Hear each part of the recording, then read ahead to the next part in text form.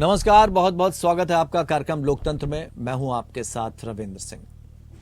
विपक्षी दलों के गठबंधन इंडिया की 14 सदस्यीय समन्वय समिति की पहली बैठक नई दिल्ली में होगी। राकांपा सुप्रीमो शरद पवार के आवास पर होने वाली इस बैठक में भविष्य के कार्यक्रमों और गठबंधन की रणनीति की रूपरेखा तैयार की जाएगी। इस बैठक में क्या हो सकता है खास और क्या मुलाकात से बनेगी बात, इसको समझते हैं एक रिपोर्ट के जरिए।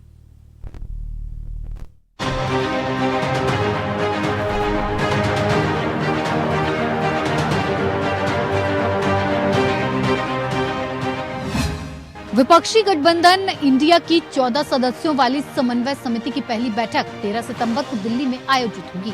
गठबंधन के नेताओं ने रविवार को ये जानकारी दी। उन्होंने बताया कि राष्ट्रवादी कांग्रेस पार्टी शरद पवार गुट के प्रमुख शरद पवार के आवास पर होने वाली इस बैठक में गठबंधन की रणनीति और भविष्य के कार्यक्रमों की रूपरेखा तैयार की जाएगी। लोकसभा चुनाव 2024 में भारतीय जनता पार्टी के नेतृत्व वाले राष्ट्रीय लोकतांत्रिक गठबंधन का मुकाबला करने के लिए 2 दर्जन से अधिक विपक्षी दलों ने एकजुट होकर Indian national developmental inclusive alliance का गठन किया है।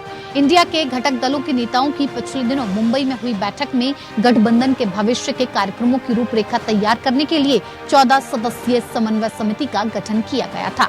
समन्वय समिति विपक्षी गठबंधन की शीर्ष निर्णय लेने वाली संस्था के रूप में कार्य करेगी और इस समिति के सदस्य में से एक तृणमूल कांग्रेस टीएमसी के महासचिव अभिषेक बनर्जी ने दावा किया कि ईडी ने समन जारी कर उन्हें 13 सितंबर को उनके समक्ष पेश होने के लिए कहा है। बनर्जी ने सोशल मीडिया मंच एक्स पर पोस्ट कर कहा, इंडिया गठबंधन की समन्वय समिति की पहली बैठक 13 सितंबर को दिल्ली में आयोजित होने जा रही है। मैं भी इस समिति का सदस्य हूं, लेकिन ईडी ने समन जारी कर इसी दिन मुझे पेश होने के लिए कहा है। इंडिया गठबंधन ने 1 सितंबर को मुंबई में अपनी तीसरी बैठक के दौरान 14 सदस्यीय समन्वय समिति का गठन किया था। समन्वय समिति में पवार के अलावा कांग्रेस के केसी वेणुगोपाल, डीएमके के टीआर बालू, जेएमएम के हेमंत सोरेन, शिवसेना के संजय राउत, राजद के तेजस्वी यादव, तृणमूल कांग्रेस के अभिषेक बनर्जी, आप के राघव चड्ढा, समाजवादी पार्टी के जावेद अली खान, जदयू के लल्लन सिंह, सीपीआई के डी राजा, नेशनल कॉन्फ्रेंस के उमर अब्दुल्ला और पीडीपी की महबूबा मुफ्ती शामिल हैं। वहीं सूत्रों से पता चला है कि बैठक में बिहार, उत्तर प्रदेश और अन्य राज्यों में सीट बंटवारे पर चर्चा नेताओं के एजेंडे में होगी। इन राज्यों में पार्टियां कितनी सीटों पर चुनाव लड़ना चाहती हैं, इस पर विस्तृत चर्चा की जाएगी। साथ ही महाराष्ट्र और पश्चिम बंगाल में सीट बंटवारे पर भी चर्चा होगी। 2024 के लोकसभा चुनाव में कांग्रेस के नेतृत्व वाले गठबंधन इंडिया और भाजपा के नेतृत्व वाले एनडीए के बीच मुकाबला होगा। Bureau report, APN news. तो समन्वय समिति की बैठक होने वाली है। G20 में आप जानते हैं कौन कौन पहुंचा। ममता बनर्जी पहुंच गई, स्टालिन पहुंच गए, हेमंत सोरेन पहुंच गए, नीतीश कुमार पहुंच गए। ये वो चेहरे हैं जो गठबंधन की मजबूती करने की बात कर रहे हैं कि इंडिया गठबंधन बहुत मजबूत है।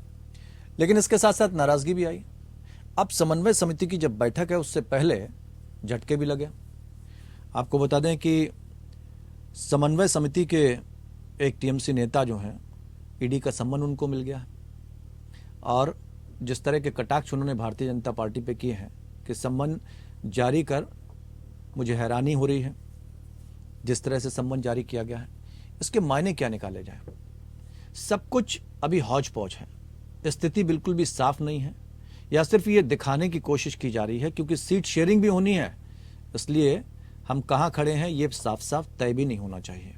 अगर आपने जरा भी गड़बड़ करने की कोशिश की या दबाव बनाने की कोशिश की तो हम कहीं भी जा सकते हैं। क्या वाकई ये बताने की कोशिश की है जो लोग G20 में शामिल हुए हैं, या इसके पीछे की बात कुछ और है? समझने की कोशिश करते हैं कि क्या हो सकता है। 4 खास मेहमान इस चर्चा में हमारे साथ शामिल हैं। नीता वाजपेयी, भारतीय जनता पार्टी की आप नेता हैं, स्टूडियो में इस वक्त हमारे साथ मौजूद हैं। स्वागत करते हैं आपका मैम। राजेश यादव जी, प्रवक्ता कांग्रेस, हमारे साथ जुड़ेंगे कुछ ही देर में। संजीव निगम, प्रवक्ता आम आदमी पार्टी, और संजय चक्रवर्ती, प्रवक्ता टीएमसी, हमारे साथ जुड़े हैं। संजय चक्रवर्ती जी, आपसे शुरुआत करते हैं। क्या बात बन पाएगी खासकर ऐसे समय में जब ईडी का नोटिस आ चुका है 2 सदस्यों को टीएमसी के? सीट शेयरिंग को लेकर कैसे बातचीत होगी? अभी भी सब कुछ साफ नहीं है। ऐसे में समन्वय समिति क्या कर पाएगी? एक कहावत कहावत है, जिसको जितना दबाया जाता है वो उतनी तेजी से उभरता है। हम्म, तो ये तो जग जाहिर है कि राजनीति किस तरीके से खेली जा रही है, साफ दिख रहा है। और जनता सबसे बड़ी चीज ना, जनता सब कुछ देख रही है। हम्म, जितना दबाने की कोशिश की, अभी यही वजह है कि बंगाल की जो इनकी अपनी सीटिंग एमएलए थे, वो सीटिंग एमएलए से अपनी ये सीट गंवा बैठे। हम्म, क्यों? क्योंकि जनता ने हर चीज पे वॉच करना शुरू कर दिया है। अब जनता बहुत सारी गोदी मीडिया को नहीं देख करके सोशल मीडिया पर ज्यादा फोकस करता है। क्यों? क्योंकि त्रस्त है जनता। अगर त्रस्त ना होती, अगर जनता खुशहाल होती, तो शायद इन सब चीजों पे गौर न करती और हमें भी इस तरीके से गठबंधन बनाकर आने की जरूरत नहीं पड़ती। लेकिन जनता इसमें सबसे ज्यादा त्रस्त है और हम जनता की लड़ाई लड़ रहे हैं। और यही वजह है कि हमारे को जितना दबाने के, आप सोचिए कि ईडी के संबंध, क्या आपने कभी देखा है कि इतनी जल्दी किसी तरह के ईडी के संबंध आ जाता है?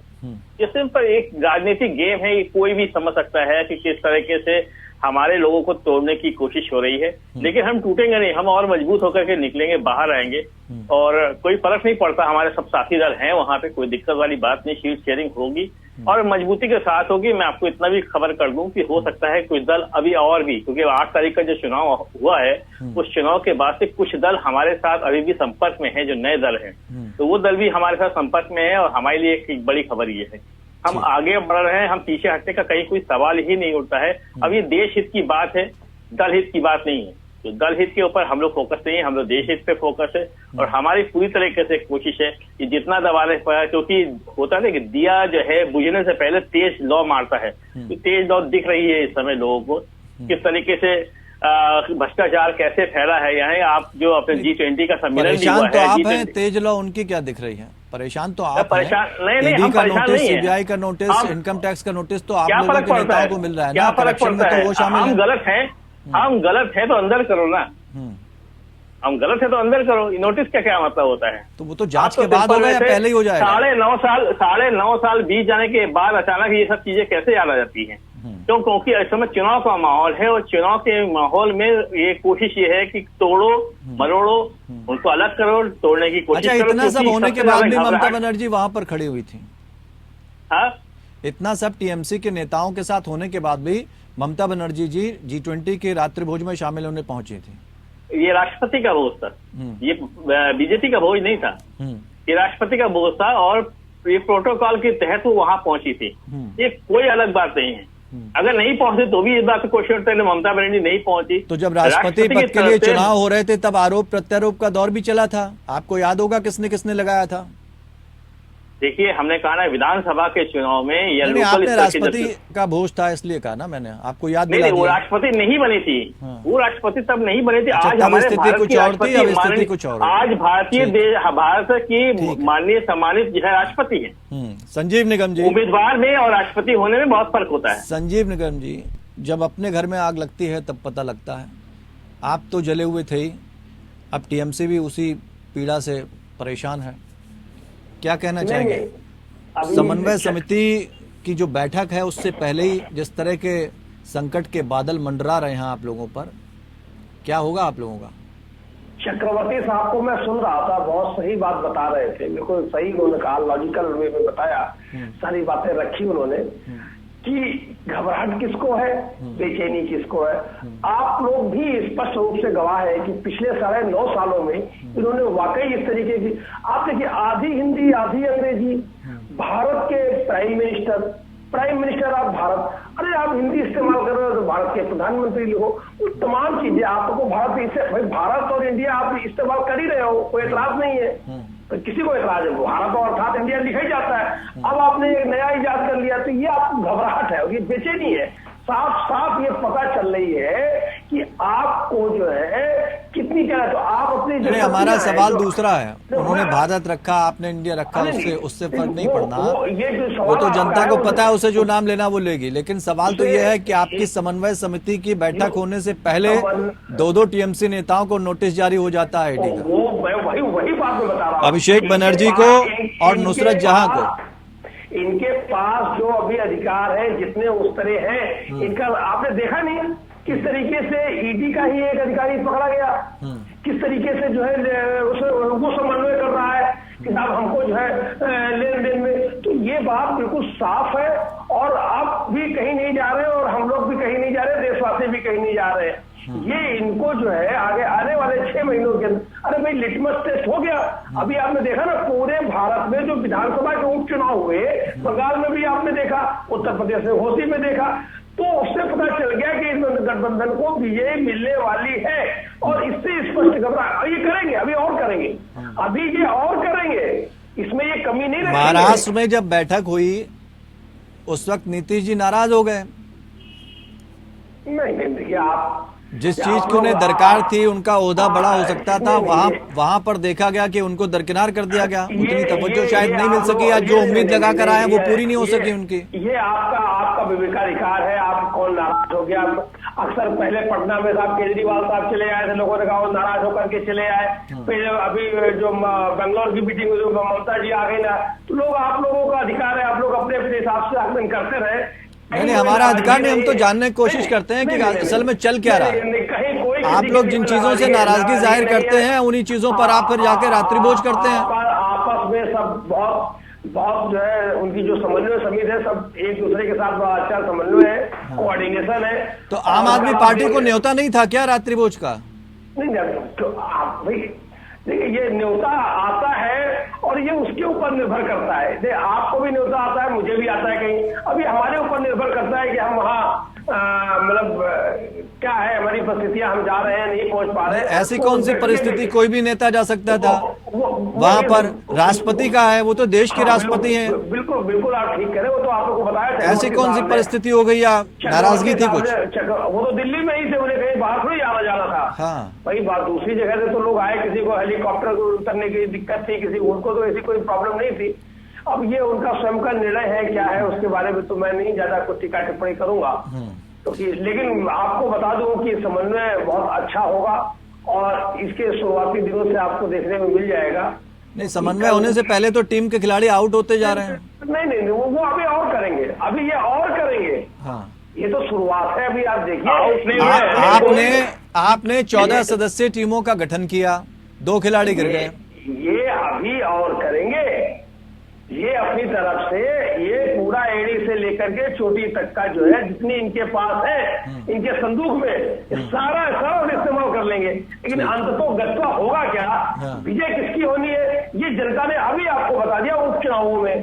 आपने देखा ना उपचुनाव में बंगाल में क्या क्या रिजल्ट रहा। हाँ, रिजल्ट 4-3 का रहा है सर, बहुत बड़ा रिजल्ट नहीं रहा है, 4-3 का रहा है। आप किसी गलतफहमी में ना रहे, 4-3 का रेशियो बहुत ज्यादा नहीं होता है। बहुत ज्यादा नहीं होता है, लेकिन हम ज्यादा तो है ना। और ये तब है जब आप गठबंधन के साथ इंडिया गठबंधन बनाए हुए हैं, उसके बाद 4-3 का रेशियो रह गया। हाँ, इसीलिए बनाया है, गठबंधन बनाया इसीलिए।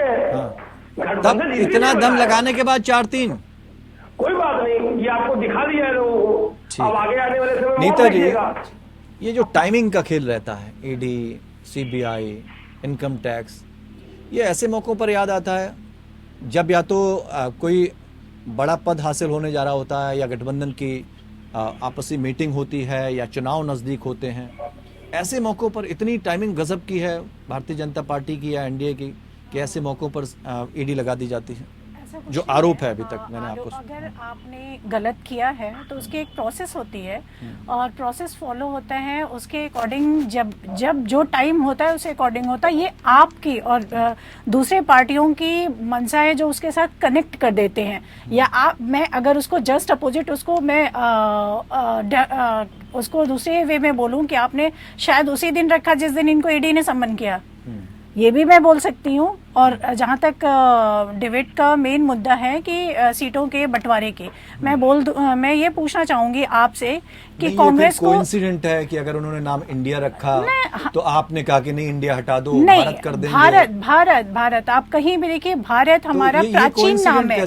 इंडिया हमारे बहुत पहले से, हम भारत को जो गर्व के साथ भारत बोल सकते हैं, इंडिया उतना गर्व के साथ शायद नहीं होता, या जो हमारा प्राचीन नाम जो है भारत को। अच्छा, मोदी जी ने फिर गलत नाम रख लिए होंगे, स्टार्टअप इंडिया।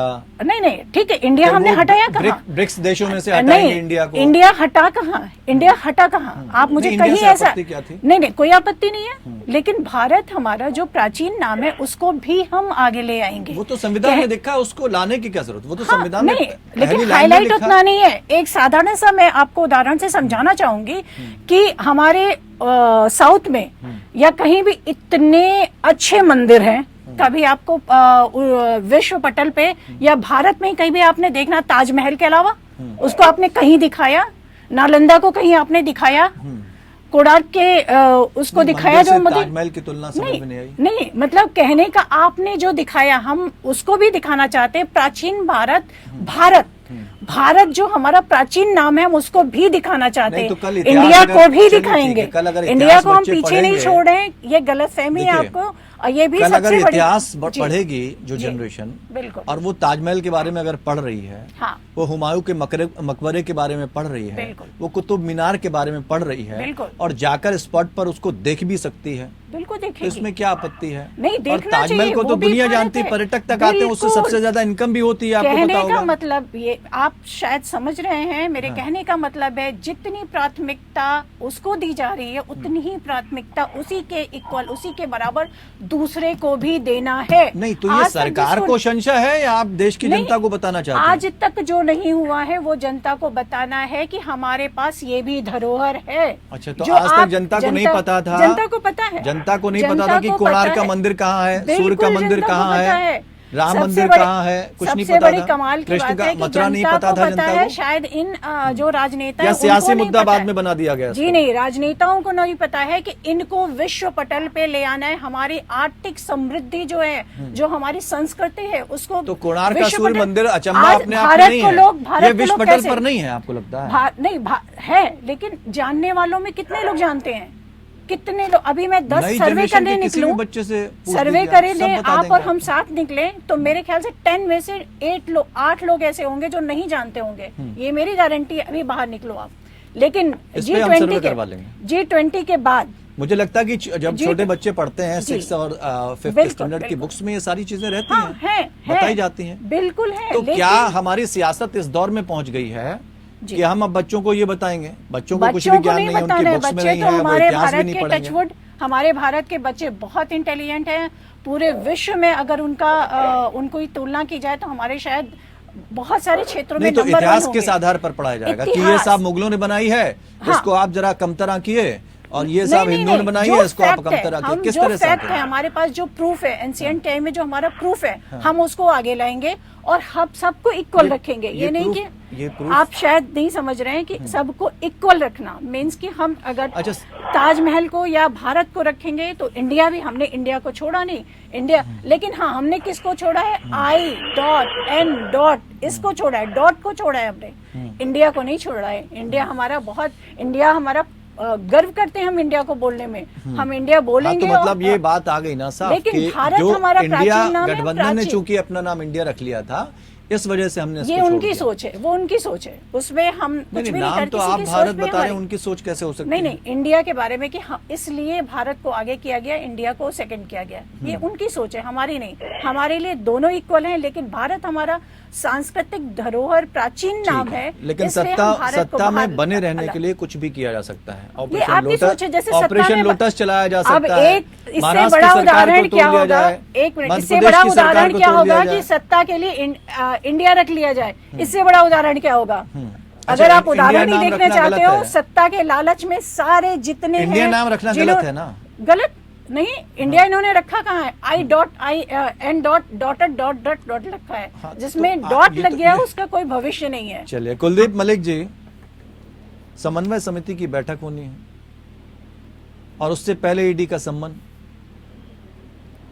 क्या हाल होने वाला है आप लोगों का? संकट के बादल? देखिए नवीन जी, ये तो कोई नई बात नहीं भाई। ये तो जब भी कुछ नया कुछ कर रहा विपक्ष वाले, तो ये तो ईडी से, सीबीआई से, ये तो इनका काम है। लेकिन मेरे ख्याल से अब सारा का सारा विपक्ष भी भाई, वो होता है ना कि जब मार पड़ने लगे तो आदी हो जा, तो अब विपक्ष भी कहीं ईडी सीबीआई की मार का आदी हो गया। और मैं ये बता दूं कि ये सब जनता है, पब्लिक है, सब जानती है अंदर क्या है बाहर क्या है, ये सबको पहचानती है। अब जनता को भी समझ आ रहा। अब मैं बहन की बात को सुन रहा था, बहन डॉक्टर कुलदीप मलिक ऐसे क्षेत्र से आता है, मुजफ्फरनगर से मैं आता हूँ, और शायद कभी आपका भक्त था, और अगर भारतीय जनता पार्टी बनी तो उसमें कहीं न कहीं मुजफ्फरनगर जिले का बहुत बड़ा योगदान है। अगर आप छाती पीट कर ये कह रहे हैं कि भाई विश्व की number 1 company Bharatiya Janata party है, तो उसमें मुजफ्फरनगर जिले ने अग्रणी भूमिका निभाई थी। वहाँ पे दंगे हुए थे, हिंदू मुस्लिम आपने करा था, बिल्कुल गंभीरता से कह रहा, और उसी हिंदू मुस्लिम के दम पे आप जो है विश्व की नंबर 1 पार्टी बनेगी। और अब केंद्र में पिछले 9.5 साल से आपकी सरकार चल रही, लेकिन डॉक्टर कुलदीप मलिक का भी आपका समर्थक हुआ करता था।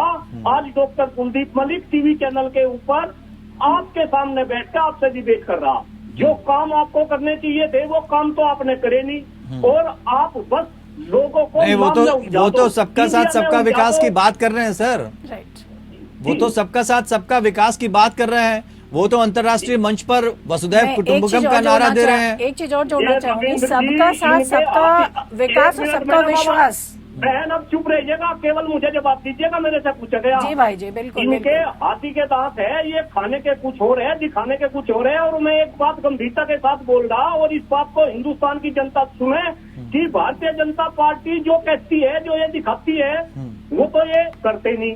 अच्छा, तो उन्होंने आर्टिकल 370 की बात कही, किया कि नहीं किया? उन्होंने राम मंदिर की बात कही, किया कि नहीं किया? बिल्कुल गंभीरता के साथ इस बात को कह रहा, वो किया। हाँ। भाई एक बात बताओ, अगर कोई पार्टी सत्ता में आती है, वो 50 वादे अगर कर दिए, अगर उनमें से 2-3 वादे पूरे भी कर लिए, तो क्या होगा? मैं कह रहा धारा 370। अच्छा ठीक है, चलिए हम और गिना देते हैं आपको और गिना देते हैं। मलिक साहब सबका एक सुन लीजिए सबका साथ सबका विकास की बात करी ना, हम तो आपकी समिति की बात कर रहे हैं कि अब उनका हाल क्या होने वाला है। भाई आपकी कमजोर कड़ी कौन है? पहले तो हम आपको बता दें, विकास क्या आपके जितने भी हाईवेज हैं वो बेहतर नहीं हुए पहले से, और कम समय में हुए? आज हर कोई तारीफ कर रहा है नितिन गडकरी जी की। क्या वंदे भारत ट्रेनें नहीं चलाई हैं? बिल्कुल। क्या आप कोई भी ब्रिज के नीचे आप चले जाएं, साफ सफाई आपको नजर नहीं आती है? रेलवे स्टेशन पर कभी भी चले जाइए, जहां हमेशा गंदगी मिलती थी, आज साफ सफाई नजर नहीं आती है। ये चीजें काउंट होंगी या नहीं होंगी? दूसरी बात, अब हम आते हैं आपकी उस पे, जब आप कमजोर कड़ी छोड़ेंगे तभी तो वो कमजोर कड़ी का फायदा उठाएंगे। आप आपस में एक क्या हो पा रहे हैं? अभी सीट शेयरिंग को लेकर आपका कोई प्लान तैयार नहीं हुआ है? नहीं, बिल्कुल रविंद्र जी, मैं बिल्कुल आपकी बात से सहमत हूँ। अगर कांग्रेस के अंदर कुछ कमी थी तो 9.5 साल पहले सत्ता परिवर्तित हुई और भाजपा के हाथ में सत्ता गई। लेकिन अगर अब भाजपा भी वही काम करेगी, आप एक बात बताओ, देखो जहाँ तक आप बात ये कह रहे हैं कि भाई कमजोर कड़ी है, और कैसे, हम बिल्कुल कमजोर कड़ी नहीं, सब एकजुट हो रहे, और कहीं ना कहीं भारतीय जनता पार्टी वालों की नींद उड़ रही।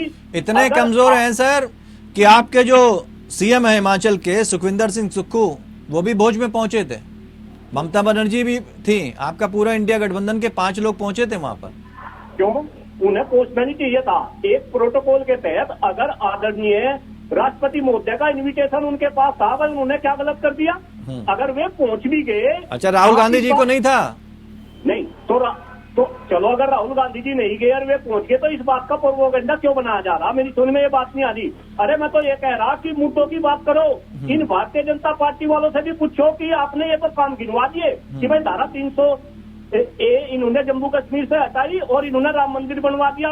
आप इन्हें ये भी तो गिनवाओ कि ये 100 दिन में काला धन वापस लेकर आए थे, ये 2 करोड़ युवाओं को रोजगार देते, ये जो है किसानों की आमदनी दुगनी करे थे, ये भ्रष्टाचार को खत्म करे थे, आप ये गंगा को निर्मल एवं पवित्र करे थे, ये 100 स्मार्ट सिटी बनावे थे। अरे रविंद्र जी, अगर गिनवाना शुरू करूंगा तो बहन जी भारतीय जनता पार्टी की व्यक्ति सारी रात नींद नहीं आने की। आप अपने आप को ही कोसोगे कि आपने इस देश को बर्बाद कर दिया, आपने नफरत फैला दी, आप केवल और केवल हिंदू मुस्लिम की बात करते हैं। भ्रष्टाचार एक रिगार्ड में नीता जा रहे हैं, मैं एक करके आऊंगा। हाँ, बात कर लीजिए, कंप्लीट करिए। जी, बस मैं यही बात कह रहा, भाई आप इस देश को बंटो ना। और रविंद्र जी, मैंने जैसे पहले बताया कि मैं मुजफ्फरनगर से हूँ, हमें ऐसा लग रहा था कि ये भारतीय जनता पार्टी हिंदुत्व की सबसे बड़ी पार्टी उभरेगी, लेकिन दुर्भाग्य है इस देश का और दुर्भाग्य है भारतीय जनता पार्टी का भी। ये तो हिंदुत्व के अंदर भी इन्होंने बंटवारा शुरू कर दिया। मैं गंभीरता से कह रहा, इन्होंने जो है पिछड़े और अति पिछड़ों को लड़वा दिया। अरे तो उसकी बात तो अखिलेश यादव करते हैं। नहीं, अब अखिलेश यादव क्या बात कर रहे हैं? आप अखिलेश यादव से पूछो, अभी मैं भारतीय जनता पार्टी की बात कर रहा। अच्छा, वो आपके सहयोगी दलों में नहीं है क्या? नहीं, वो अगर मेरे सहयोगी दलों अगर स्टालिन के बेटे कोई बयान दे जाए तो आप किनारा कर लीजिए। नहीं, फिर अगर पता वो लगा गलत उद्धव किया साहब ने कोई बयान दे दिया, फिर आप नहीं, किनारा कर लीजिए। ऐसे तो कोई कुछ भी बोल के चला जाए। आप जिस बात पे जा रहे हैं उस पर भी मैं जा रहा। अगर स्टालिन के बेटे ने कोई गलत बयान दिया तो उसका डॉक्टर कुलदीप मलिक ने आपके चैनल के फेसबुक पर बैठ के खंडन किया और अभी भी खंडन कर रहा। भाई आप एक बात बताओ, ये भारतीय जनता पार्टी वाली बहन है, अटल बिहारी वाजपेयी जी की बात को याद दिला रहा। संसद के अंदर बहुत बड़ी बात कही थी, सरकारें आएंगी जाएंगी, पार्टियां बनेंगी बिगड़ेंगी, लेकिन ये देश सर्वोपरि होना चाहिए। मैं सभी राजनीतिक तो वो तो देश सर्वोपरि रखते हैं। एक छोटा सा, क्या मुलाकात से बनेगी बात? मुलाकातों के कई दौर चल चुके हैं। इंडिया गठबंधन को हर संभव मजबूती देने की कोशिश की जा रही है। चुन चुन के नेता समन्वय समिति में शामिल किए गए, लेकिन दो पर ईडी की गाज गिर रही है।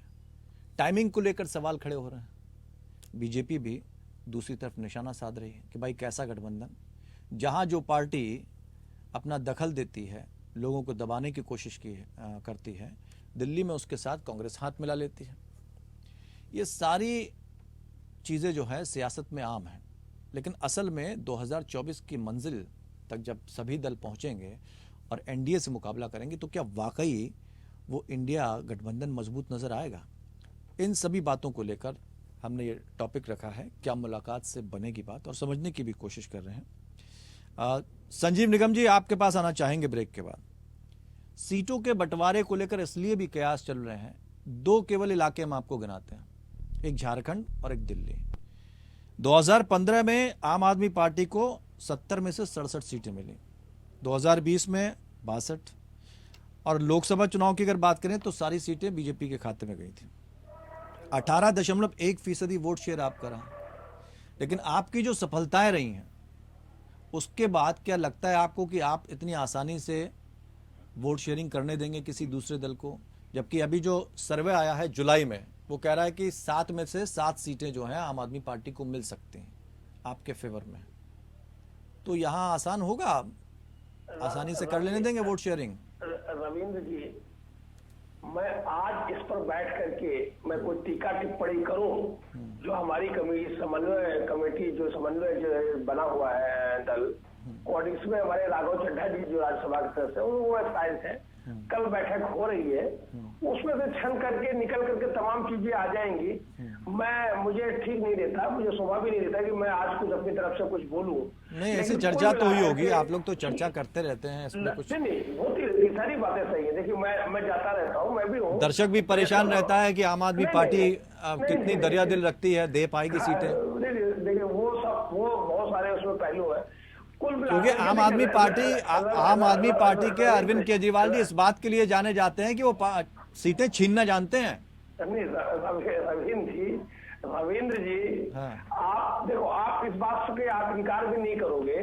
अभी मैं सुन रहा था, बहन जो हमारी मैडम वाजपेयी है, नीता जी प्रवक्ता, इन्होंने बोला कि साहब ये हम अभी पुरानी हमारी धरोहर है और हम भारत को, तो कौन मान लेगा आपकी इस बात को? एक छोटा बच्चा भी नहीं। अगर आपने 9.5 साल बाद अब किया यही काम, अगर आप पहले 2 साल में, 3 साल में, 4 साल में, चलिए छोड़िए, 2019 के बाद भी आपने किया होता, शुरुआत की होती, मान लिया जाता, कोई नहीं मानेगा। इसमें जरा भी समझ है, राजनीतिक समझ है, कोई नहीं भरोसा करेगा आपके ऊपर कि आपने इस नियत से काम किया है।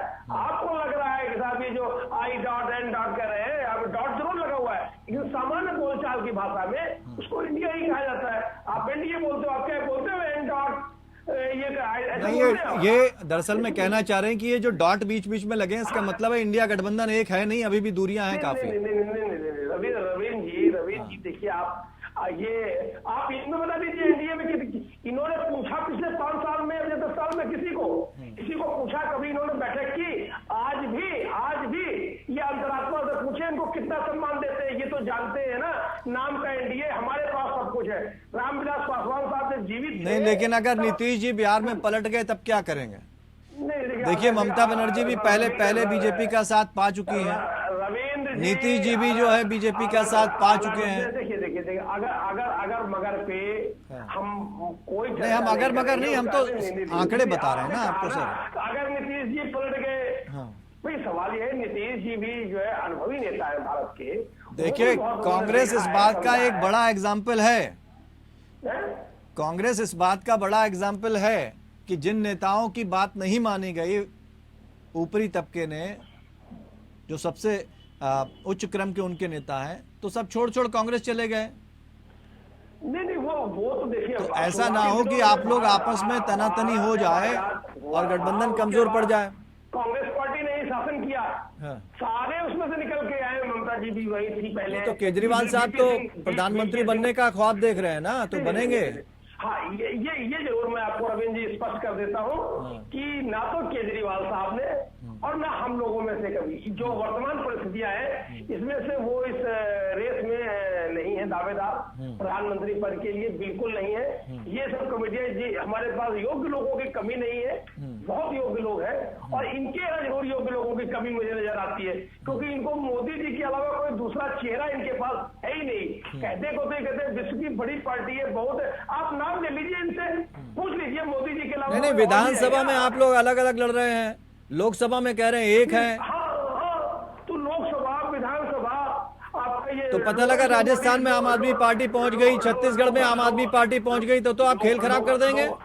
लोकल बॉडीज है, सबके अलग अलग होते हैं, वो तो कोई आपको कोऑर्डिनेट कर रहे हैं सारे एक में। चुनाव जो है ये घबराहट इनको, इसीलिए अभी पीछे आपने सुना होगा एक देश और एक चुनाव की बात कर रहे थे, इनको ऐसा लग रहा था कि अलग अलग होगा तो शायद हम जो है, तो ये उस तरफ भी प्रयास इनका जारी है कहीं साइड बाई साइड में, कि ये कह रहे हैं कि सब हम एक साथ करा ले। इन्होंने सर्वे कराया होगा कोई अपना, इनको रिपोर्ट मिली होगी साहब छत्तीसगढ़ की और मध्य प्रदेश की स्थितियां तो बेहतर नहीं आ रही राजस्थान की, तो कुछ ऐसा सी गुफा छोड़ो कि एक साथ चुनाव करा लो, हम राष्ट्रीय स्तर की बात करेंगे और लोग स्टेट लेवल की कोई बात नहीं करेंगे, या जो दूसरी लोकल बात नहीं करेंगे। सबका दायरा अपना अपना फिक्स है। लोकल बॉडीज के इलेक्शन होते हैं तो लोकल वहां की जो भी समस्याएं होती है, जो परेशानियां होती है, उन पर चर्चा करके वोट मांगा जाता है। जब स्टेट लेवल का, असेंबली लेवल के चुनाव होते हैं तो वहां की जो परिस्थितियां होती है, सर्कमस्टेंसेस होते हैं, उसके ऊपर लेकर के बात की जाती है, वोट मांगा जाता है और कार्य किया जाता है। लोकसभा का होता है तो ये जो गठबंधन है ये लोकसभा के लिए बनाया गया है। लोकसभा के हम किस प्रकार से जो है आगे हम मुकाबला इनको शिकस्त देंगे, तो शिकस्त मिलने वाली है, और ये साफ पता चल रहा है कि कार्यकलापों से इतने दिनों से। अभी और देख लीजिएगा अगले, आज ट्यूसडे अगले मंगलवार तक का क्या लेकर के आते हैं, संसद बुलाया है, विशेष सत्र बुलाया है।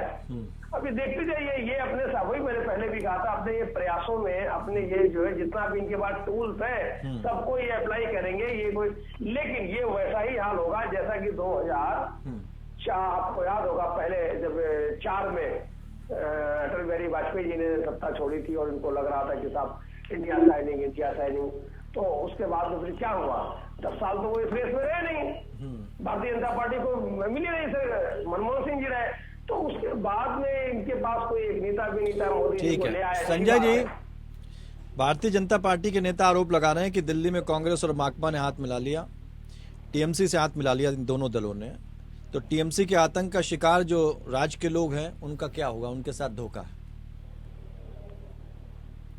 देखिए, भारतीय जनता पार्टी के पास जुमले हैं, आरोप लगाना और आरोप लगा करके निकल जाना। हाँ। इन्होंने यही काम किया है पिछले 9.5 साल में, और कहीं कोई ऐसा कोई काम नहीं किया। आप भी अभी कुछ काम गिना रहे थे, मैं उसको नोट कर रहा था।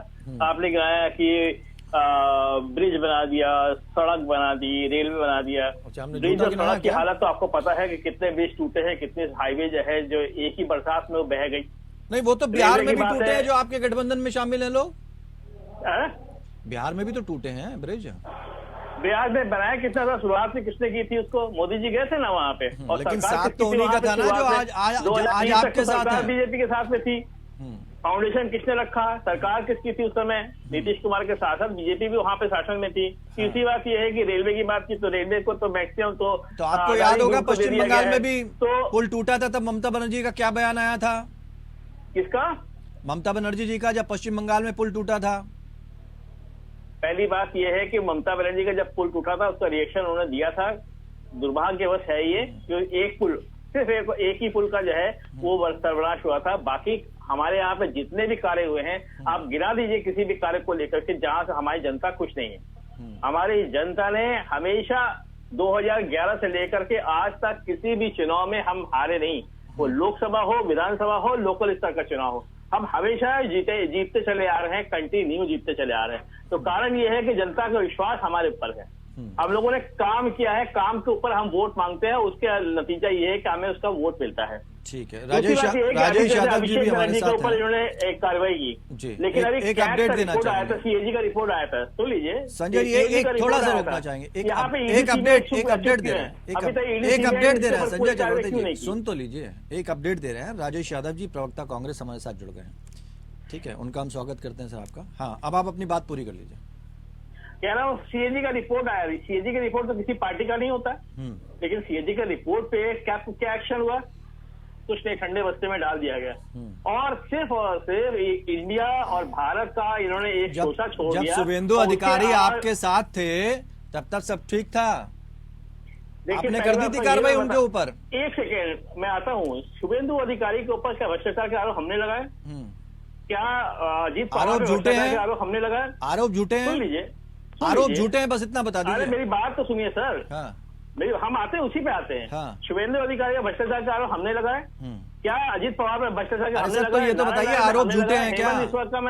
हेमंत शर्मा पे हमने लगाए? हाँ। हमने नहीं लगाए। हाँ। ये भाजपा ने लगाए हैं और उनको फिर अपनी पार्टी में धो धा करके, साफ करके वॉशिंग पाउडर से, और उनको वहां पे मंत्री, किसी को मुख्यमंत्री, किसी को जो है डिप्टी सीएम, सब उनको, किसी को सेंट्रल मंत्री बना करके उन्होंने अच्छा साफ ठीक है, सुथरा चलिए कर आपकी दिया। बात मान ली ना, तो आप तो ये मान रहे हैं ना कि आरोप झूठे हैं। आप हमने कहा ना आरोप हमने नहीं लगाए। अरे तो आप हमने ये तो नहीं बोल लगाए। दीजिए ना आरोप झूठे हैं। नहीं, झूठे कैसे हो सकते हैं? अच्छा, आप सही झूठे है, कैसे हो सकते हैं? उनकी बस कार्रवाई होनी चाहिए ना। अब हमारे यहाँ पे चलिए, जो राजेश जी, नेता है ठीक उन है। पे कार्रवाई हो रही ठीक है, है, लेकिन राजेश जी। शुभेंदु अधिकारी वो भ्रष्टाचार की जो समन्वय उनके साथ समिति हुआ की था, बैठक- वो धुल चुके हैं, वो साफ हो चुके ठीक हैं। है चक्रवर्ती साहब, आप थोड़ा सा राजेश जी आए, उनसे भी एक दो सवाल ले लेते हैं। कांग्रेस मजबूती से आगे बढ़ रही, लेकिन ये कहा गया कि पिछली जब बैठक हुई महाराष्ट्र में, तो लालू यादव ने और कांग्रेस ने उस पूरी बैठक को हैक कर लिया, और उसमें ममता बनर्जी, आपको याद होगा, नाराज भी हुई थी कि कम से कम कोई मुद्दा अगर आप उठा रहे हैं तो आपस में चर्चा तो कर लीजिए।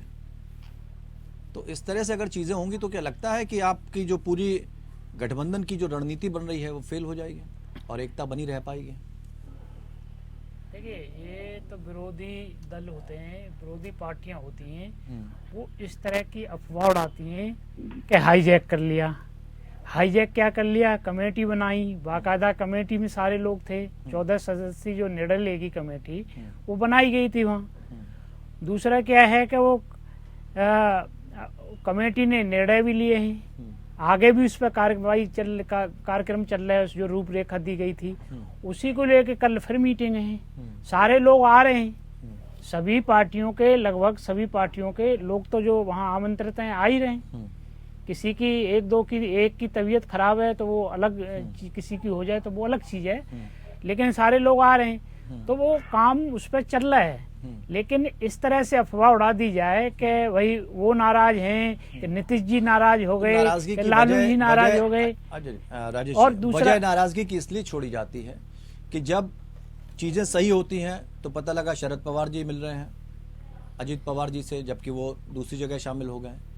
वजह तब समय वहां बनती है जाके जब G20 का समारोह चल रहा होता है या उसका अंत होता है, उसमें रात्रि भोज में ममता बनर्जी भी होती हैं, आपके सुखविंदर सिंह सुक्खू भी होते हैं। तो ये मतभेद हैं भी असल में, या दिखा कुछ और हैं, अंदर खाने कुछ और हैं? नहीं, मतभेद नहीं है, ना अंदर खाने कुछ है। मतभेद तो जो है इस इससे तरह दलों के से बीच घबराहट होने लगती है ना। नहीं, और दलों के बीच में इसलिए घबराहट है कि और जो पार्टियां हैं काम नहीं कर रही हैं। आप देखें इस पे, ये जिस आप तरह इंडिया से- गठबंधन की बात कर रहे हैं। हाँ, इंडिया गठबंधन ने जिस तरह से काम करा है, और हमने अभी इलेक्शन में भी एक दो चीजें देखी कि गठबंधन के साथ लड़ते हैं जो सीटों पे, उसका क्या फर्क है, और अलग भी लड़ेंगे तो उसका क्या फर्क है, वो भी सब सामने आया, आप लोगों ने देखा होगा।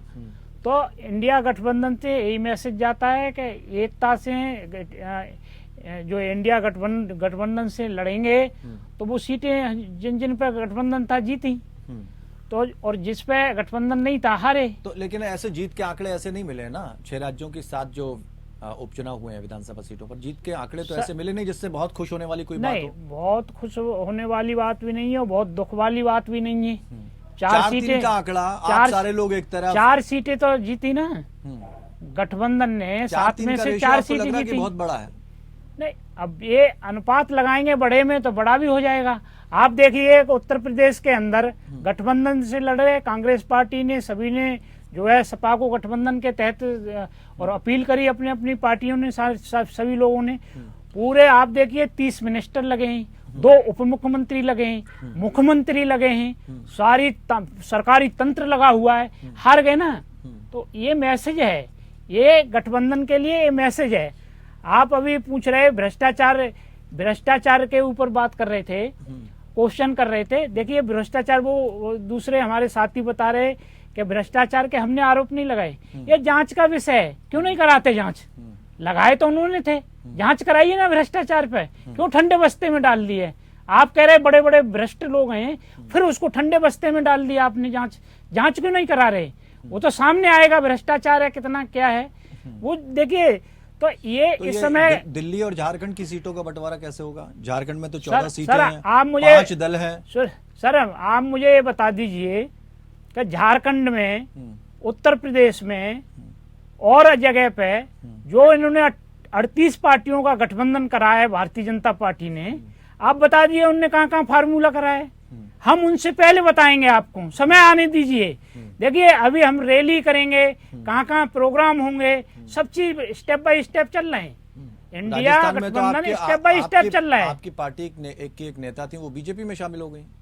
देखिए ये बीजेपी में शामिल होते हैं, बीजेपी में अभी तो जो समाजवादी का जो एमएलए भी शामिल हुआ था, क्या हसन हुआ उसका? क्या हसन हुआ? देखा सारे लोगों ने, पूरा तंत्र लगा रहा है, हसन देखा ना। ये सब तो चलता रहेगा इलेक्शन पे, ये उलझाने की बात नहीं है। अब ये है कि देखिए सरकार ने देश के ऊपर इतना कर्ज लाद दिया, 1,10,000 करोड़ रुपए जो है मोदी साहब ने लोन ले लिया, और जबकि 55 लाख करोड़ रुपए देश पे लोन था जो 70-75 साल में हुआ। ऐसा तो नहीं है पहली लोन ले लिया, पहले भी तो लोन पैसा कहाँ गया ना? पहले लोन लिया, पहले का आंकड़े देखिए, 55 लाख करोड़ रुपए 70 साल में लोन के तौर पर, 8 साल में 110 लाख करोड़ का विकास तो कर रहे हैं, लेकिन हर पूरी जनरेशन के ऊपर आपने कर्ज लाद दिया।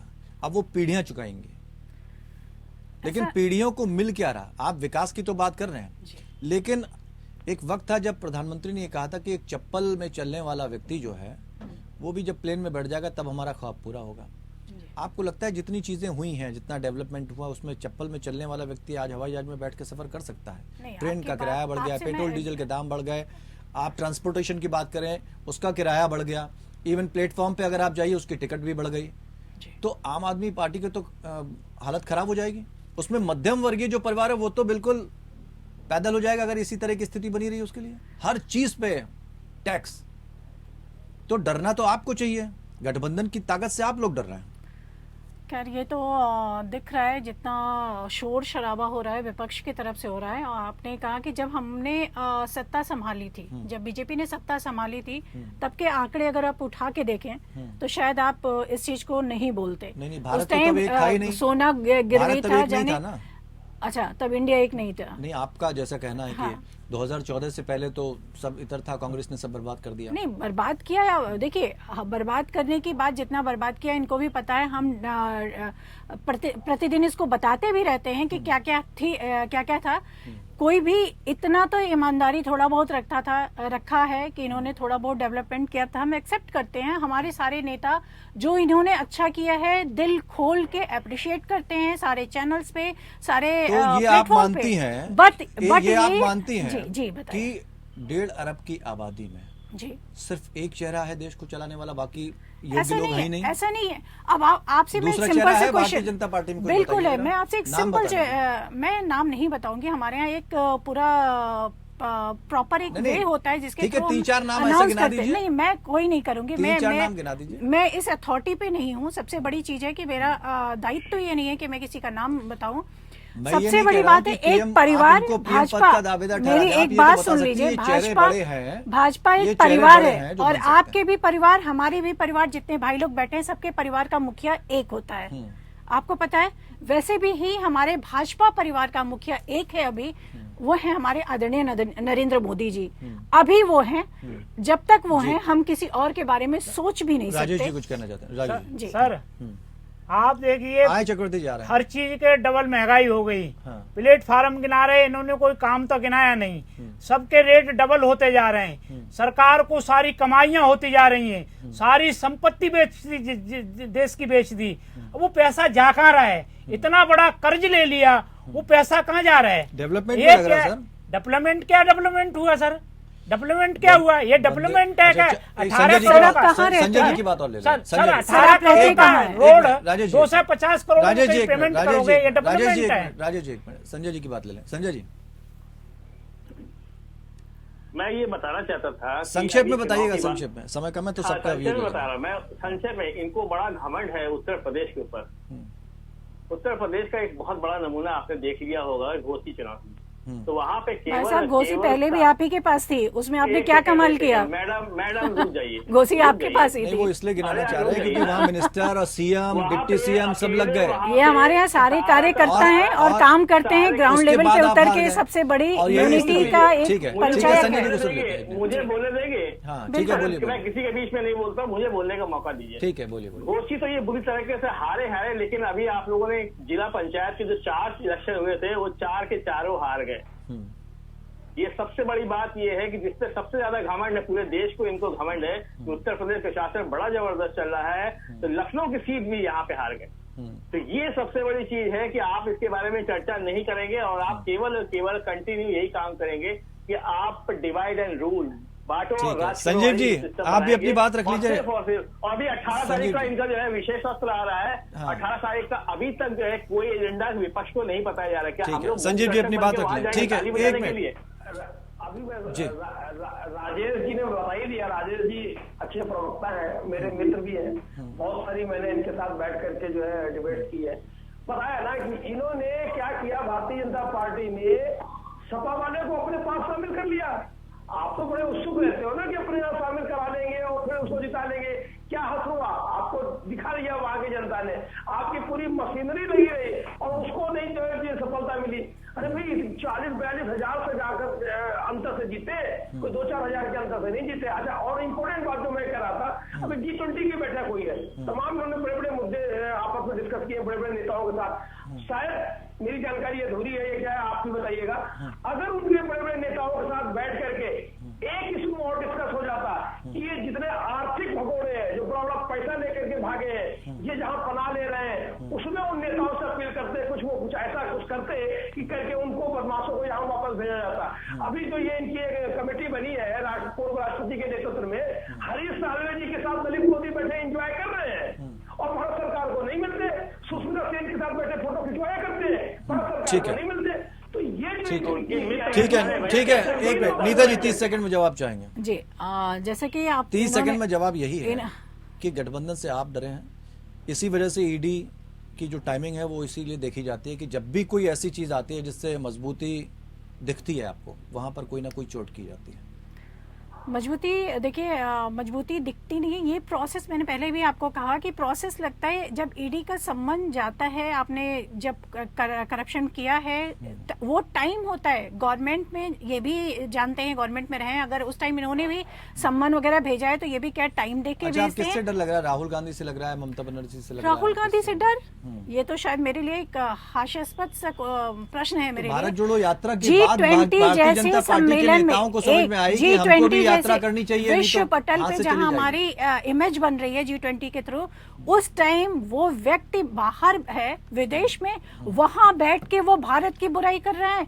मान लीजिए इंडिया इनको पसंद है, हमें भी पसंद है, इंडिया की बुराई कर रहे हैं आप। चलिए कम 2024 से कम में इतना तो वापसी हो आपको रही है। सोचना बिल्कुल 100%।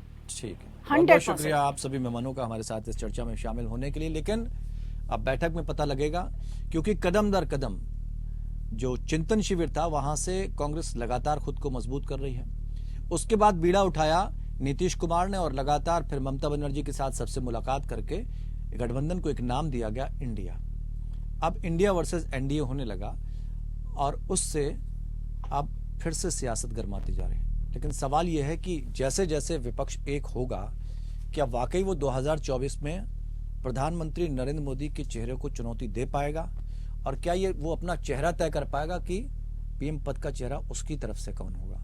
और विधानसभा चुनाव के नतीजे जब आएंगे तब तस्वीर और साफ होगी कि अगली सीढ़ी पर होने क्या वाला है। तो फिलहाल समय का इंतजार आप भी करिए, हम भी। फिलहाल इतना ही, नमस्कार।